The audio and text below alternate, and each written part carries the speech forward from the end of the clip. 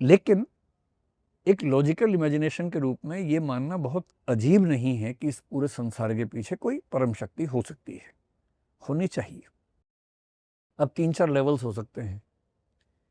जो कायदे का वैज्ञानिक और तार्किक व्यक्ति होगा वो तो ये कहेगा कि भाई मैंने खूब कोशिश कर ली, मैं ईश्वर साबित नहीं कर सकता।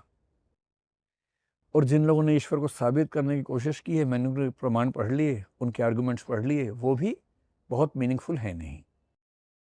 जिन्होंने ईश्वर को खारिज करने के प्रमाण दिए हैं वो भी मीनिंगफुल नहीं है, सच में नहीं है। तो मैं बटा हुआ हूं, मैं परेशान हूं, मैं बेचैन हूं कि ईश्वर है या नहीं।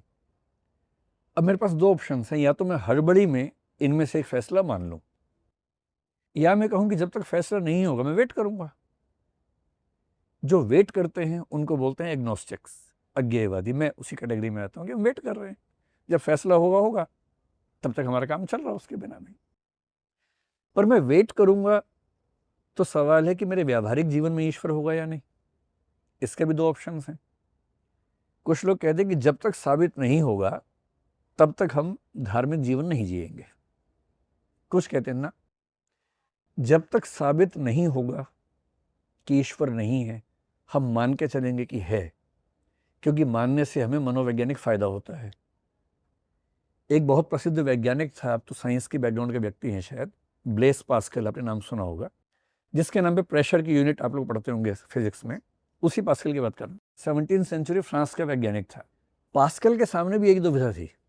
पास्कल मैथमेटिशियन भी था, फिजिसिस्ट भी था और एक धार्मिक व्यक्ति भी था, और अंतिम हिस्से में जीवन के बहुत धार्मिक हो गया था। उसको कुछ ऐसे रहस्यात्मक अनुभव हुए कि वो धार्मिक हो गया बहुत ज़्यादा। और उसने कहा, being a scientist and being a mathematician, साबित तो कुछ होता नहीं है, पर मैंने ये महसूस किया कि अगर मैं ईश्वर को मान लेता हूं तो मेरा जीवन ज़्यादा आसान हो जाता है।